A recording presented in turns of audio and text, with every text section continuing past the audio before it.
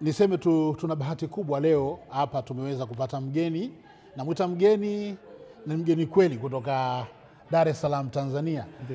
Ni J Mo maarufu kwa jina hilo, lakini ni Juma Mchopanga kwa jina halisi kwa tunamfahamu katika viunga vya Dar es Salaam Kijitonyama. Ndio. Karibu sana J Mo. Huyu ni mwanamuziki wa muziki ambao unatamba sana sasa, muziki wa kizazi cha sasa, na pengine anaweza kuwa ni daraja la umri wa kati wa waanzilishi wa muziki huu. Anafanya hip hop halisi. Wengine wanasema muziki wa kufokafoka, lakini sipendi kutumia jina hilo. Sijui kama unapenda. Atufokifoki. Huyu anafanya ushairi ule ambao wanasema uandishi wa kutumia ushairi wenye akili. Unasikiliza wimbo, manake sitaki kuzungumzia muziki wa sasa, lakini huu ni muziki ambao mtu unaweza kukaa ukasikiliza ukaondoka na kitu. J Mo, karibu sana DW Bonn. Asante sana, nimekaribia. Shukrani sana kwa mwaliko huu. Huyu ni mtu mkubwa katika fani yake, manake ameweza kufanya mengi katika muziki huu, na nipende kukupa hongera kwa hilo. Asante sana. Pengine watu sasa hivi wanajiuliza, J Mo yuko wapi? Anafanya nini? Umekuja Ulaya kipindi hiki ambacho Tanzania ipo katika uchaguzi. Ndiyo. Umekimbia uchaguzi? Hapana. Hapana, nimekuja Ulaya, nilipata shows Ufaransa kwenye festival 3 tofauti. Festival ya kwanza tulifanya Marseille, ilikuwa inaitwa Non-Stop Hip Hop. Yenyewe ni festival ya hip hop ambayo ilishirikisha wasanii kutoka sehemu tofauti. Festival ya pili tulifanya kwenye mji mwingine wa kitalii unaitwa Nîmes, uko nao Ufaransa, South France, ambayo nao ilikuwa ni ya hip hop, lakini inafanyika kwenye chuo kikuu cha pale Nîmes cha masuala ya sanaa. Kwa hiyo wameweka festival mahususi ili kile ambacho kinafundishwa madarasani wale wanafunzi waweze kukiona kila mwaka kwenye matamasha. Na tamasha langu la mwisho nimefanya Montpellier, yenyewe ilikuwa inaitwa Tropism. Ni kongamano, manake lile zaidi ya festival. Ni kongamano ambalo linaitwa Africa Montpellier. Wao nia yao ni kuweza kutatua matatizo ambayo yanaendelea Afrika kwenye nyanja tofauti. Kwa hiyo ndo maana walileta hizo presentation za aina tofauti tofauti. Watu wa East Africa, Tanzania na Rwanda tulikuja kama wasanii wa rap, tulifanya hip hop presentation.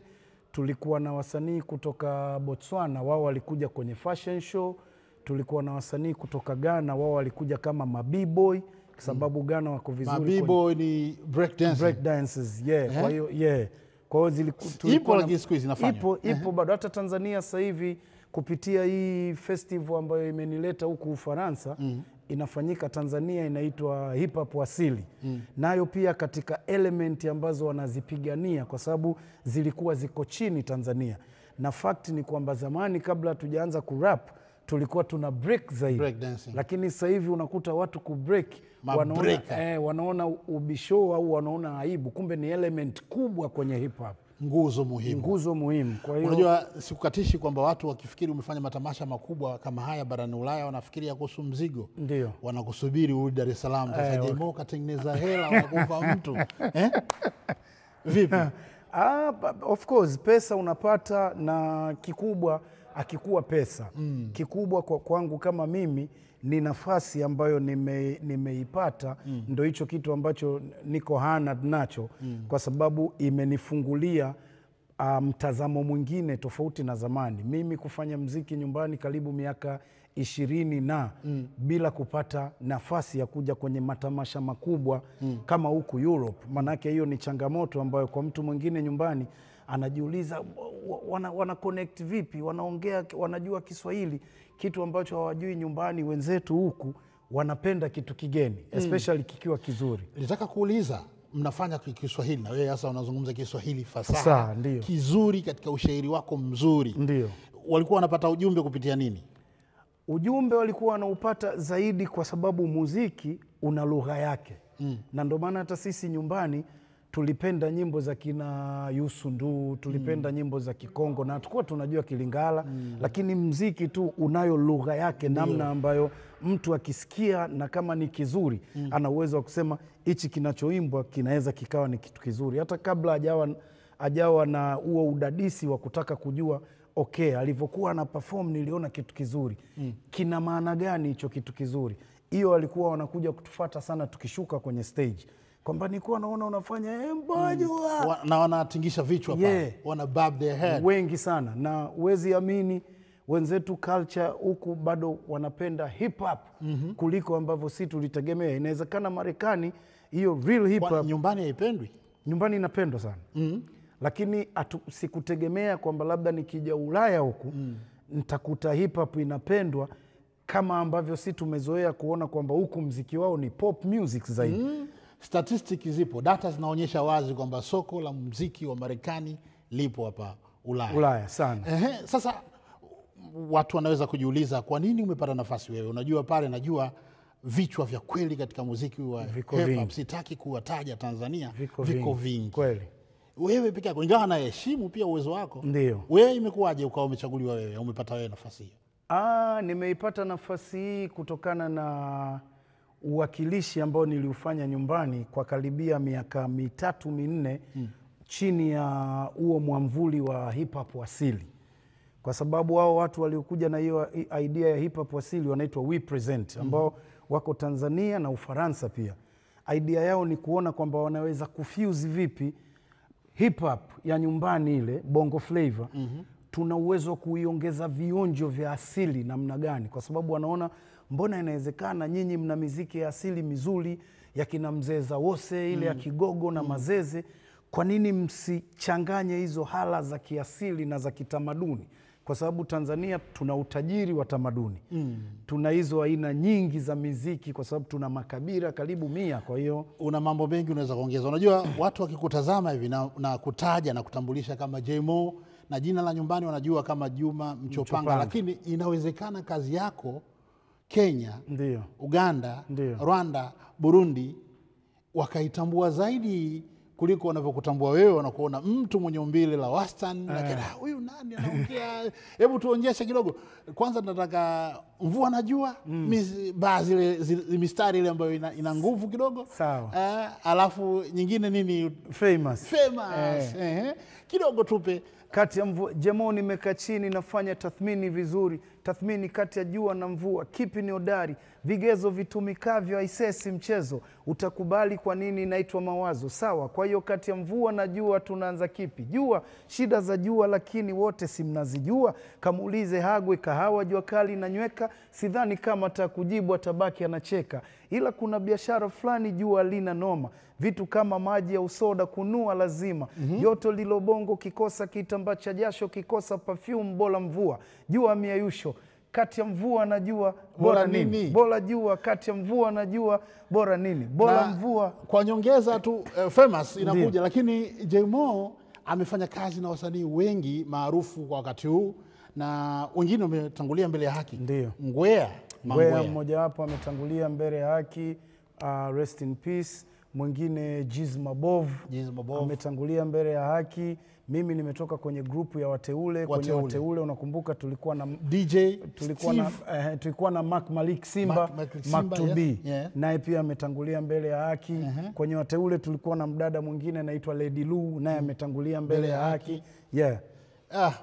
Tunasema rest in peace. Amani ya Bwana iwe nawe. Kabisa. Sasa kwa wachache ambao watu wasikiliza, lakini hata sijui watu kama Solo Thing. Solo nilikuwa naye Wateule. Jafarai nilikuwa naye Wateule. Mchizi Mox nilikuwa naye Wateule, na kukusaidia katika kazi tofauti ambazo nilifanya na zikawa kubwa. Mojawapo ambayo inanifurahisha na najivunia nayo ni kushirikishwa kwenye albamu ya kwanza ya legendary Professor J, ile ya Machozi Jasho na Damu, ambayo ilikuwa tupe mistari ambayo umeingiza pale kidogo. Unajua watu wanakumbuka ukisema tu kwenye wimbo unaitwa Tathmini. Hii ni tathmini kwa wote juu na chini, yo MC zunguka nyuzi 360, umeona nini? Mwana mpotevu rudi kundini, fani ni uwanja mpana na jua liko tosini. Hii ni tathmini kwa wote juu na chini, yo MC zunguka nyuzi 360, umeona nini? Mwana mpotevu rudi kundini, fani ni uwanja mpana na jua liko tosini. Tukumbushe Famous kidogo, manake maneno hii ni burudani. Ndio. Jmo amekuja Badida Bibonia, na wazungumza hapa yuko katikati ya bara la Ulaya. Ndio. Yuko Bonn. Na kwa hakika ni faraja kubwa kwetu kutembelea hapa, lakini pia tunaacha urithi kwa kizazi cha sasa ili kuweza kukumbuka na kuweza, maana kitachofanyika ndicho ambacho watu watabaki nacho kwa muda wote, wataweza kusikiliza kwa muda wote. Hebu tuonyeshe Famous kidogo. Nikipita kila sema fans wananiita jina, sulangu wameshaiclaim na sauti inajulikana, maredioni inavyopigwa, kwa TV inaonekana. As you can see najulikana, yote sababu ya maarufu, kama utoita umashuri, ingawa ni wapesa madafu, nazo faida mbalimbali. Kupata sio ni tafu kama umaarufu kuwendo, vinginevyo taiti muda mfupi kababu wako Loliondo. Kuna walizozaliwa nao, kuna waliopata utotoni, kuna uliowafuata wao, sio kwa magumasha mjini, na kuna waliopiga bao kwa kupitia burudani kutokana na vipaji vyao kwenye sanaa michezoni. Sio kama Zitto Kabwe na umaarufu wa kisiasa, mi umaarufu wangu ni wa mistari ninayoandika. I'm super famous, sio kwa pamba kali nilizonyuka. Technics. Jemo, sasa hivi nimeona maswali kadha unaulizwa. Nadhani kwa watu wasiofuatilia kazi zako, na sasa itakuwa nafasi nzuri ya kuweza kujua unafanya nini. Bado nafanya mziki na pia nafanya ujasiriamali wa masuala mengine kama ya uwekezaji kwenye ardhi. Kwa hiyo mimi kule Tanzania nafanya maujenzi, alafu na renti hizo nyumba zangu. Kwa hiyo nayo inasababisha niweze kupata kipato kingine nje ya mziki, na ni kitu ambacho nilikitamani muda mrefu sana. Baada ya kufanya mziki karibu miaka 10, ilivyofika 2010 nikaona hebu ngoja niangalie nafasi nyingine nje ya mziki, ili baadaye mziki utakapokuja kuisha tuwe tuna uwezo wa kubaki na heshima zetu na kuweza kuonyesha hiyo kwa watu wengine kwamba huyu mziki ulimnufaisha 1, 2 na 3, ili na wao pia wawe na imani na wawe na ndoto kama ambayo mimi niliweza kufanikiwa nayo. Miongoni mwa mambo mazuri ambayo anajivuniwa au mtu anaweza kujivunia kwa mwanamuziki wa aina yake ni kile wanachokiita kufanya mitindo huru. Ndiyo. Kwa lugha za kigeni wanaita, au wenyewe wana hip hop wanasema freestyle. Ndiyo. Uko DW Bonn sasa hivi. Ndiyo. Nikisema nikupe dakika moja, changamoto hiyo. Ndiyo. Utufanyie mitindo huru. Kwa kile unachokiona hapa, kile ulichoshuhudia, umeweza kutembea ndani ya idhaa hii ya Kiswahili. Hebu tupe mitindo huru. Jemo. Ndiyo. Freestyle. Amna noma ndugu yangu Sudi, ndugu yangu wa nyumbani. Asante sana, umenikaribisha Koni Boni. Nimetoka Bongo, si tunaita nyumbani, niko Mamtoni lakini nchi ya Ujerumani. Si unajua tena, mistari nazidi dondoka, J to the more. Nyumbani madogo wananiita kaka, nazidi kuporomoka, mistari nazidi shuka. Si unajua tena, kama umeamka amka, usio muda wa kulala, J to the more. Mimi nafanya mziki wangu unageuka kuwa biashara. Si unajua tena, ishara baada ya ishara, wanakubali wengine, wanasema huu jamaa amesimama imara, mistari nazidi shuka, mitindo huru, J to the more. Wengine wanalipa ushuru ili niweze kuperform, madogo wananishukuru, wanasema thanks bro kwa kile ulichotuachia. Hii inaitwa mitindo huru. Huu ndio uwezo pekee ambapo unaweza kupima rapper mzuri na uwezo wake kufikiri. Hiki anachokifanya hapa haja kitunga. Nimeona sasa hivi unamiliki kampuni inahusisha muziki. Ndio. Inafanya shughuli gani au unafanya muziki wako tu mwenyewe?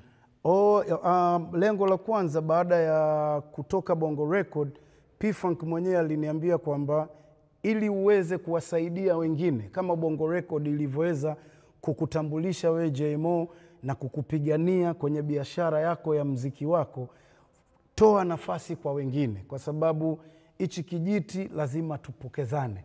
Kama sisi ambavyo watu kama kina Zavara, watu kama kina KBC walivyoweza kuni-influence mimi, watu wa kwanza ambao ni waasisi, na mimi pia nimeleta hiyo So Famous Entertainment ili kuweza kuwapushi wengine. Watu ndo kama hao kina Country Boy, kina Money Century Zone. Kwa hiyo nina studio pale Dar es Salaam, yuko pale producer anaitwa Does Knowledge. Kwa hiyo sio tu kwa sababu ya JMO, no, kwa sababu ya yoyote ambaye talent wise yuko vizuri na anaweza kupata nafasi ya kujitambulisha. Unafurahishwa na namna ambavyo muziki kwa sasa unafanyika nyumbani na hasa aina muziki mnaofanya nyinyi? Yes, nafurahishwa. Kulikuwa na changamoto za miaka 2 mitatu kwa sababu watu wengi waliamini sana kwenye aina ya genre nyingine kama mapiano ambavyo sasa hivi imekuwa kubwa Afrika au Afrobeat. Kwa hiyo hata Tanzania kuna watu wakaona kwamba hawawezi kunufaika na hip hop. Kumbe hip hop haiko hapo ili kunufaishe. Hip hop iko hapo wewe ndo uinufaishe.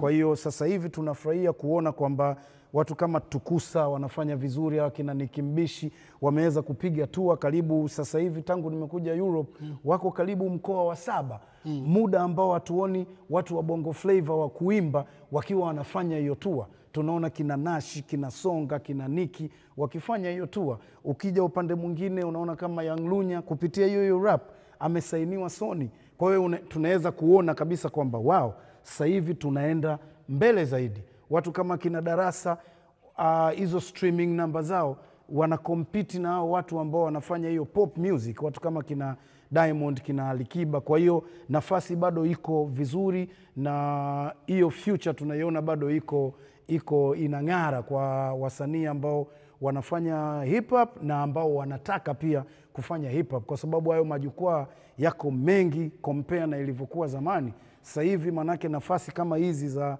kuja mpaka ng'ambo kufanya uwakilishi wa hip hop zipo pia, tofauti na miaka 10. Hata JMO sikuweza kuwazia kwamba naweza siku nikajikuta niko katikati ya jukwaa Ufaransa nikiburudisha kwa watu ambao hata lugha ya Kiswahili hawaijui. Hatua kubwa hiyo. Naam. Yako malalamiko ambayo yamekuwa kisemwa na pengine na watu wanaofanya muziki wa aina yako, Ndio. kwamba radio za nyumbani wakizungumzia Tanzania hazitoi nafasi ya kutosha kwa muziki wa aina yako. Nakumbuka wakati huo mimi nilikuwepo kwa wakati wangu, ulikuwa unaonekana kama muziki unaofanya muziki wa kiuni, lakini baadaye umekwenda katika tasnia unayofanya inatoa wabunge, inatoa watu wanakuwa mawaziri katika serikali. Hatusemi kwamba hiyo ndo kipimo cha ubora wao, tunasema tu kipimo cha kuheshimika kwa aina ya muziki tunaofanya. Lakini maana yake watu bora zaidi ya wao wapo katika muziki huu. Kweli kabisa.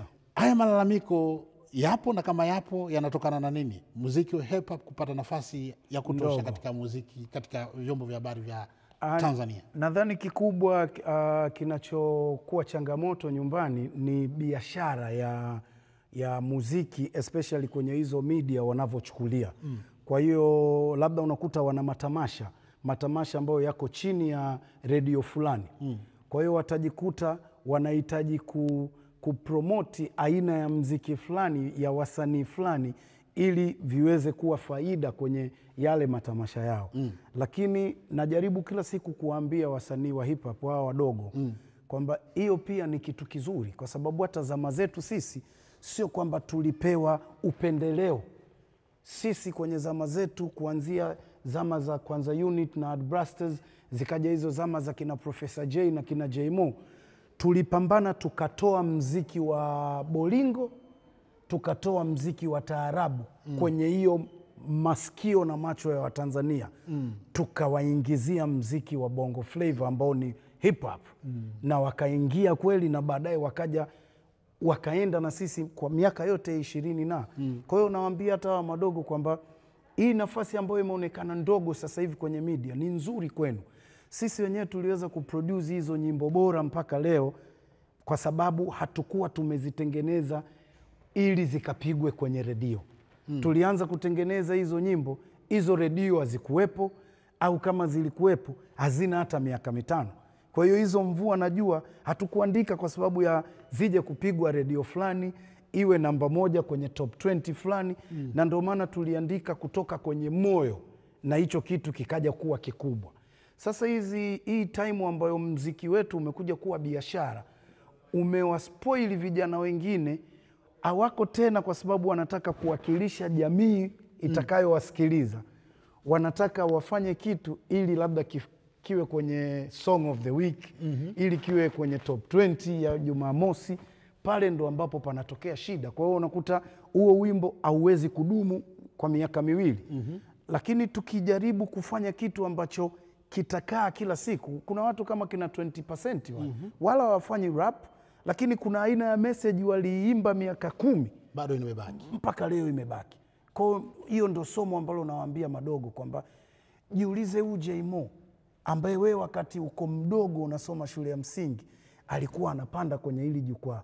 Leo wewe umekuja kuwa msanii, bado unapanda naye kwenye hili jukwaa. Sasa piga hizo hesabu. Je, wewe miaka 20 ijayo utaweza kudumu kupanda kwenye hili jukwaa? Maana huyu jamaa amelipanda miaka 20. Ule anavyojiita mbakiaji amekuwa mbakiaji kweli. Kwa hiyo ni aina ya message, kwa sababu nawaambia ubora wa msanii uko kwenye anachokiongea kwenye muziki wake. Sio ana rap style gani, sio ana sauti nzuri kiasi gani, no. Ni kile ambacho kiko kwenye muziki wake ndo kitakachokusababisha udumu milele na milele. Hata siku ukiondoka, ile message itazidi kubaki. Tuzungumzie asili na uasili wa muziki wenyewe wa hip hop huu. Kwa wakati wote ulikuwa unaonekana kama muziki ambao ulikuwa ukihusisha harakati za ukombozi, kusemea wachache, kukemea maovu, kufichua yaliyojificha, kutetea sauti ya mnyonge. Kinafanyika kwa wakati wa sasa, kina nafasi, kina changamoto kubwa na ina connect na hilo jibu nilolitoa mwanzo kwamba vijana sasa kwa kuwa wanataka mafanikio ya haraka, alafu wanasahau kwamba kwenye hip hop ukitaka hayo mafanikio ya haraka yanaweza yasije kwenye uharaka unaotaka wewe. Lakini ukifanya kwa moyo na ukifanya kwa sababu ya mapenzi na huo mchezo wenyewe wa rap, ndo mafanikio yatakapokuja. Kwa hiyo wanahofia wengi wao kurudi na hizo message kama tulizoimba zamani. Kwa sababu hata ukikaa nyumbani huko wanasema nyinyi mlipata nafasi zamani, pia mlipewa huo uhuru wa kuongea hivyo vitu kwa uwazi. Sisi sasa hivi tunaona inaweza ikawa changamoto na vitu vingine vikasema no, hii message sio nzuri kwa leo. Kwa sababu J-Mo miaka 20 na alitoa wimbo kama Maisha ya Bodi, akiwa ana challenge huo mfumo wa shule za bweni Tanzania, kuanzia ugumu wa chakula, ugumu wa mazingira ya mwanafunzi kulala, uduni wa walimu kwenye hizo shule. Lakini nafasi ilipata huo wimbo. Kwa hiyo sasa hivi madogo wanasema bro, nafikiri mimi sasa hivi nina uwezo wa kukosoa mfumo wa shule za serikali za nyumbani.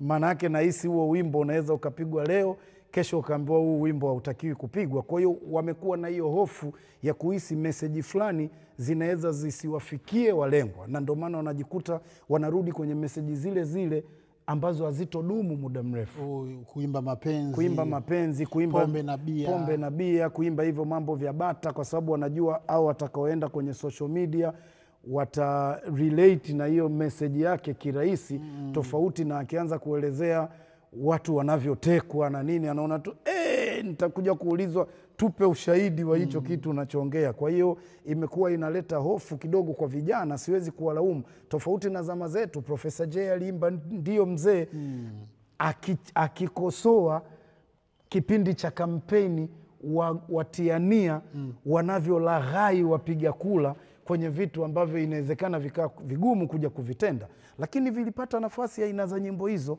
Sasa hivi aina hizo presentation madogo, wakati wanasingizia nafasi itakosekana, lakini tunajiuliza wako wapi wachache ambao wameelezea hivyo. Kwa hiyo wapo wachache, watu kama kina Wakazi, bado sauti yao ina nguvu na wanaitumia vizuri kuwakilisha huo ujumbe. Kuna madogo bado wana aina ya uwakilishi mzuri. Unavyozungumza ni kama mtu ambaye umekata tamaa kidogo, unahisi kama mtiririko mambo yanavyokwenda utazidi kudidimia au kuna wakati kubaki kuwa wachache? Nahisi tunapoelekea kama sauti zetu sisi wachache hazitotumika kuhamasisha hawa kwamba inawezekana. Maana yake watazidi kupotea mdogo mdogo.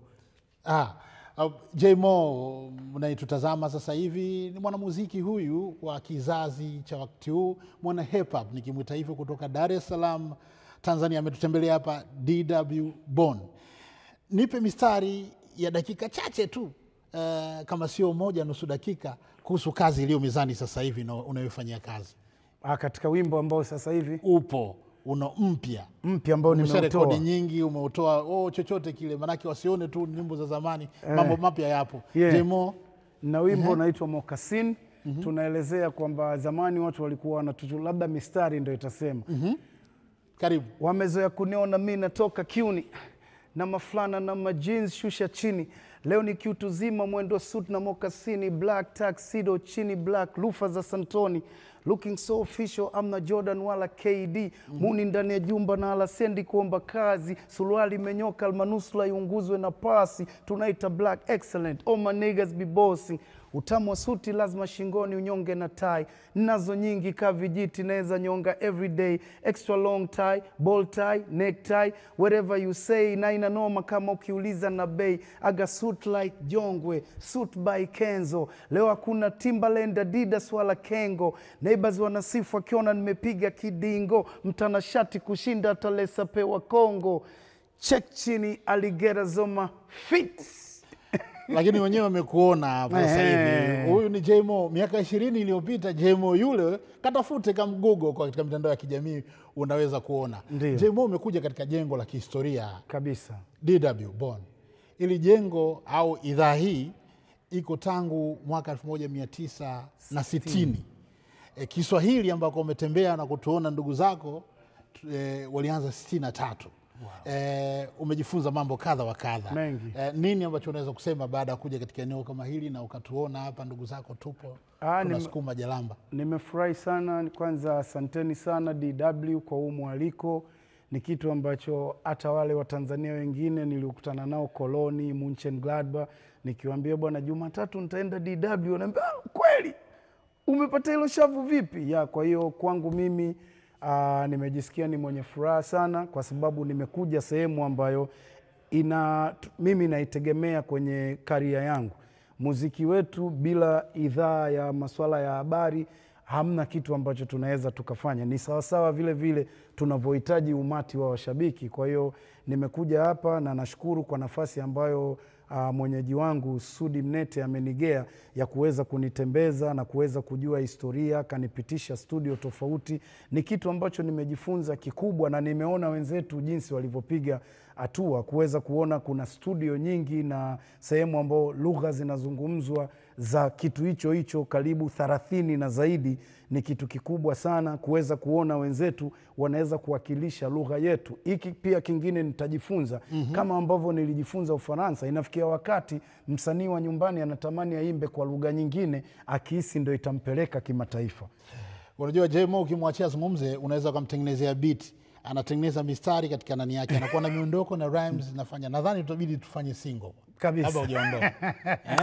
Producers tunaye yule Koloni. Producer tunaye kutoka Koloni, tufanye kitu. Kwa hiyo nimejifunza kwamba lugha yetu ya Kiswahili ni kubwa kwa sababu mwenyeji wangu hapa kaniambia uwakilishi mwingine ambao wanafanya sasa hivi unafanyika kidijitali zaidi. Lakini katika lugha ambazo zimebaki zikifanyika studio, mojawapo ni Kiswahili katika lugha 2. Kwa hiyo kutoka Afrika. Kwa hiyo inazidi kunionyeshea mimi kwamba natakiwa niwe wa kujivunia kuwa ni katika Mswahili mmojawapo. Ni katika kujivunia kuwa muongea Kiswahili. Kwa hiyo nitaendelea kukienzi Kiswahili na nitaendelea kukitumia Kiswahili katika sanaa yangu leo, kesho na kesho kutwa, kwa sababu kama watu wako mbali kiasi hichi lakini kinaongelewa Kiswahili fasaha, utafikiri uko Unguja au uko Dar es Salaam Uzaramuni. Hichi ni kitu ambacho kimenigea faraja sana hapa Ujerumani. Mimi nasema tungekuwa tunazungumza mengi. Unajua huyu ni mwanahabari na mtaifu. Amekuwa akitoa taarifa kwa muda mrefu kwa kupitia sanaa na uwezo anaofanya. Binafsi mimi na yeye tunafahamiana kwa muda mrefu, ni habari nyingine. Lakini muhimu ni kwamba nikushukuru kwa kuja DW Bonn, na neno la mwisho kwa vijana wa muziki wa sasa ambacho nataka wakizingatie. Usitumie dakika moja tu tuwaage. Mambo gani muhimu wazingatie katika muziki ili uendeleza mnachokifanya? Kitu kikubwa cha kuzingatia ni kujielewa, kujitambua kwamba wewe una nafasi kubwa kwenye jamii. Wasijihusishe na vilevi vya aina tofauti, madawa ya kulevya, pombe kupindukia, kwa sababu kwenye generation ambayo Jaymo alitokea, wengi walipata nafasi na wengi wakaathirika kwenye hayo matumizi madawa ya madawa na vilevi tofauti. Una nafasi kubwa ya wewe kuwa mfano kwa wengine wengi ambao wako nyuma yako. Itumie hiyo nafasi vizuri ili kesho wengi waje kujivunia kwamba waliiga wewe mfano kama Jemo ambavyo unatumia nafasi yangu ili kuweza kuwahamasisha wengine kwamba wanaweza kuwa msanii mkubwa, anaweza kuwa mashuhuri bila kupumbazwa au kuingia huo limbukeni wa kutumia uraibu wa madawa na vitu kama hivyo. Mimi nakushukuru sana Jemo, na shukuru Jemo. Nikwambie tu ametoka Mönchengladbach, ni umbali wa kama kilomita 100 na ushe hivi, kama so 150. Ametembelea, ameshatembea maeneo kadhaa ya Ulaya, na miongoni mwa mambo ambayo ameyazingatia ni pamoja na kuja hapa DW Bonn. Na kwa namna alivyosema na alivyoeleza hapa, unaweza kufahamu kwamba huyu atarejea tena Ulaya, manake amekuja katika matamasha makubwa. Matamasha makubwa, sio watu wengi wanaokuja Ulaya wanakuja katika matamasha kama yake. Wengi wanakuja katika jamii za Waafrika katika maeneo husika. Lakini huyu amekuja katika matamasha ambayo ya kutoa elimu kwa ulimwengu. Maana yake hii ni shule inayotembea. Kabisa. Nashukuru sana na asante, na karibu tena Bonn. Pale unapokuja Ulaya basi karibu. Lazima nifike Bonn. Tena next time nitawataarifu mapema, sio kwa kushtukiza kama hivi. Asante sana. Asante sana nawe pia.